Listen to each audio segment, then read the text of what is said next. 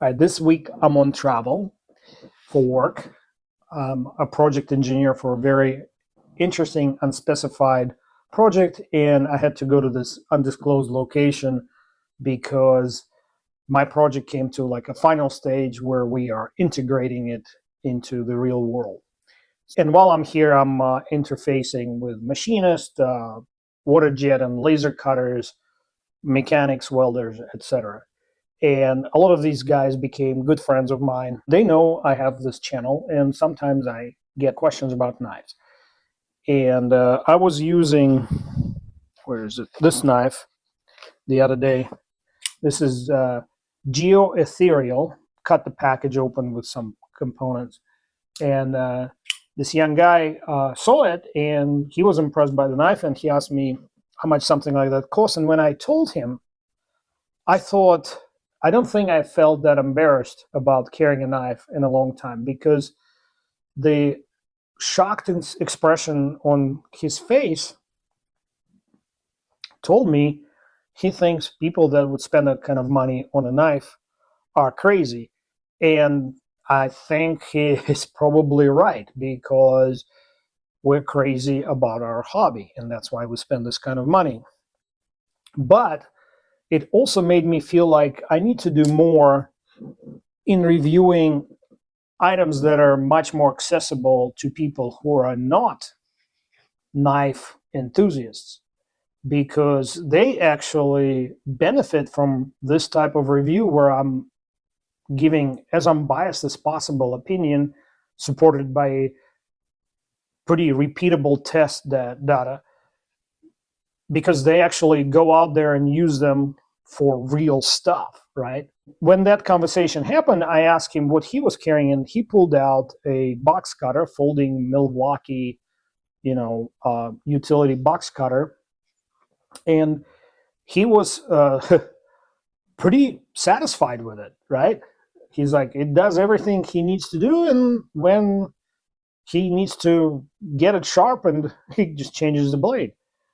And I told him, do you know there's some more premium box cutters now out there that are automatic or flippers, and they do this and do that? And he was looking at me. I was like, why would anybody pay more than $10-15 for a tool like that will get dirty and beat up and thrown into a toolbox?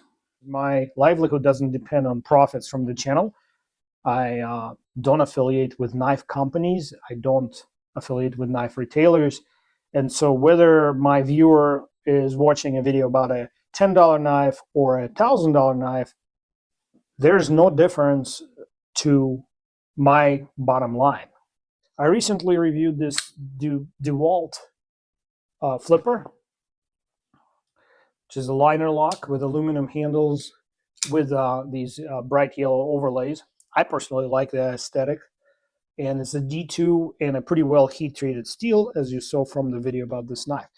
And I also, when I was buying it, I also noticed that Home Depot sells the folding box cutter, and I went back to Home Depot just to see what's that all about, and if the quality of this box cutter matches the quality of the knife. So first part of the video will be overview of this box cutter. The other part of the video is an answer to one of my viewers. Where is it? It's in my pocket, and I don't want to spoil anything. That's a Spyderco knife, and he asked a very interesting question, or at least I think it's interesting, whether or not it can be converted to function like an Emerson wave equipped knife.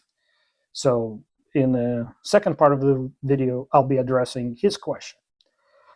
In the best traditions of knife tubing, I'm going to use the knife from the same brand to open that DeWalt box cutter. This is the $15 flipper Tanto. And here's the box cutter. And the reason I was interested in reviewing it, it's for $10, you're getting not only nice aesthetics, but you're getting this lock, which I'll get back to in a minute. And as I was wondering how robust the design is, I took this Olight iMini off my neck right in the store, and I tested the blade holder and it is steel. So I expect a reasonably good performance out of this. Comes with one blade, and it's packaged in this, it's not paper, it's actually some kind of plastic packaging. According to instructions, no tools are required to replace the blade. You just pull on that little lever on top.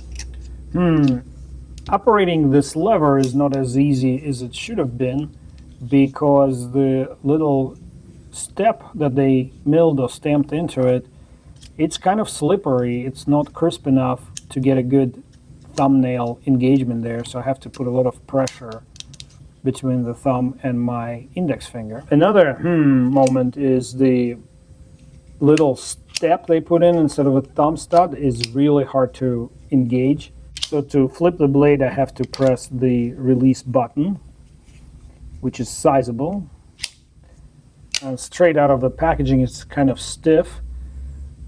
About 40% engagement with that liner lock, which is good amount of engagement. Leaves you a little bit wear and tear room there. Yeah, that is not the way to deploy. You have to use the button if you want to flick it open fast, or use two hands if you don't mind doing that. Let's see if the entire blade assembly has a play. Yes, it does. Does it flip closed? If you press the button, it does. I think I released the button a split second too soon. That's why I didn't go all the way home. Well, this is a $10 item, not that that is an excuse. The knife that is only $5 more is a much better implement as far as manufacturing assembly goes. But is it functional, and is it going to break loose in time? Probably. Like I said, this is not designed with an enthusiast in mind, on the one hand. On the other hand, why else would you attempt to come up with a top liner lock system that's button operated if you weren't trying to hit this market of people who like to flick their tools open and shut? What do you guys think? I like the handle shape. Very easy to manipulate to switch grips. I will probably let it run like this before I do any adjustments to the pivot. The detent is great, actually. Much better than most inexpensive knives. You can flick it open without pressing the button, but you have to be very energetic on that flick. Yeah, I can feel it's breaking loose already. Let's try something different. That kind of worked. Time for some CAD, or cardboard aided design. I'm going to use the corner of this packaging to illustrate my point. Let me get it in the shape that I want it to be in. So if they designed this part of the blade with a space for a thumb stud, where they could have mounted the thumb stud by simply adding this kind of hump there into the blade holder, right where the pivot of the release lever is. And I also think it could double as a very convenient ramp for your finger or your thumb to do different style cuts. Speaking of different style cuts, what I notice if I unlock the blade, so I can hold the blade holder between my index finger and my thumb for perpendicular cuts. And speaking of unlocking, I'm a little worried that I could accidentally actuate this button and unlock the blade as I'm working. And I cannot do it unless I apply pressure with the knuckle of my thumb. The phalanx doesn't have any effect. It kind of presses the button a little bit, and there's a little bit of play then, but it doesn't unlock. My hand is medium to large size, and I cannot reach the button with my index finger to apply enough pressure to unlock it. If you did hit it with a knuckle and it did unlock, there's no way for the blade's edge to come in contact with your skin. Of course, if you enjoy knife flipping, flicking, and acrobatics as much as I do, just splurge. Another $5 will get you this knife, and I promise you will enjoy it, especially knowing how little you paid for it. And in my personal opinion, a Tanto shape blade has more utility than the Warncliffe wedge of the utility blade. The pocket clip is basically a carbon copy of the Spyderco wire clip, and I have no doubt it will work in any pocket just as well as the original. This tool caddy that I carry when I work in a shop, by no means is this clip loose. It works great with a thick leather, it gives you a pretty secure engagement there. And I added to my carry kit because the knife itself doesn't fit really well into the caddy, and when I work in a tight space, I don't have easy access to my pocket. And when I do work in tight spaces, I usually carry a multi-tool. That's what the large compartment is for. And then I have options. I can stick the flashlight where I'm putting the blade right now, or I can put the flashlight on one of these loops. These loops came in very handy because I can carry also a measuring tape, for example. And these small Stanleys don't have a very good clip, so it works great on the caddy but not in the pocket or on the belt. So let's take another look now that I carried it for about a day. It's breaking loose. Don't forget it runs on washers. What are these washers made of? Are they bronze? Let me see. Huh, they sure are. That was unexpected. I was expecting like nylon washers because of the price. Bronze washers are great. And for a tool such as this, bearings would be actually detrimental because they would, imagine, cutting drywall and having bearings, All right, let's move on to the next topic. Here's Spyderco Manix full size. Spyderco design mentality drives them toward more cutting performance and practicality rather than flickability. So maybe that's why one of my viewers asked if it's possible to add an Emerson wave-like feature in lieu of the thumb hole. So I'm going to show him what I learned to do, and for that you need a lighter and a zip tie. Also something to cut the zip tie off with later. How you install the zip tie depends on which side of the knife is your pocket clip. So I'm right-handed, carrying the right pocket, so my zip tie goes on the clip side. And if you're lefty, you will do it on the opposite side. So line everything up. We are going to tighten it to the narrowest point of the spine at the thumb hole. And you can tighten as much as you can with just using your thumbs, or sometimes I use pliers and Multitool in this case, and I pull in the zip tie and push down. Zip ties are pretty stiff and they can only deform so much, forming a loop there, and you're dealing with a pretty narrow strip of metal. So I gently apply a little bit of heat to make the plastic a little more pliable. Don't overdo it and don't overthink it.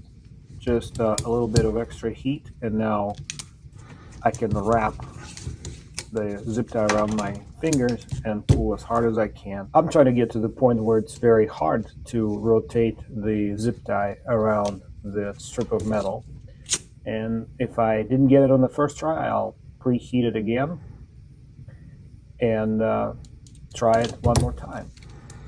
And that's why I'm using pretty long zip ties, so that I can wrap them around my fist like this.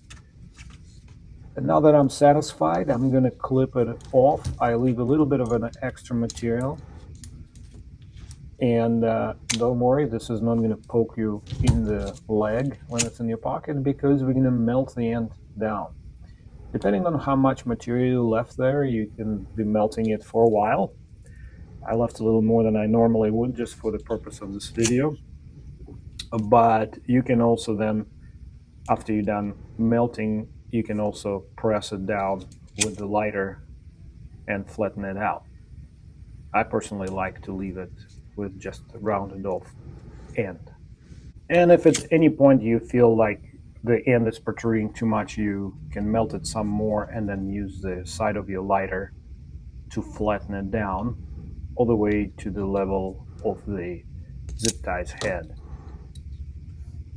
And I think because Spydercos are such practical looking knives, this zip tie there does not actually detriment their good looks. And functionally, you will not even feel the difference. It'll operate just as it was operating before you installed it. Now let's take a look if it will replicate the Emerson Wave deployment straight out of the pocket. So what does the Emerson Wave feature do on knives? It allows you to deploy the blades straight out of the pocket. See, the knife comes out with the blade already open because the wave or the hook on top of the blade's spine catches on the edge of your pocket and pulls the blade open. And if you give it a nice momentum, it will lock in place. This particular knife is a perfect candidate because it deploys a little bit tighter, just as most Emersons that I handled. And people critique those knives for not being flickable. And I think that's the reason, because you don't want to, pre-deploy the blade as it's coming out of your pocket. You want it to be there and not there when you need it. Takes a little practice. If you practice, be safe, be careful, be aware what's behind you. Don't use any other pockets. It only, in my experience, works out of the side pocket on your pants.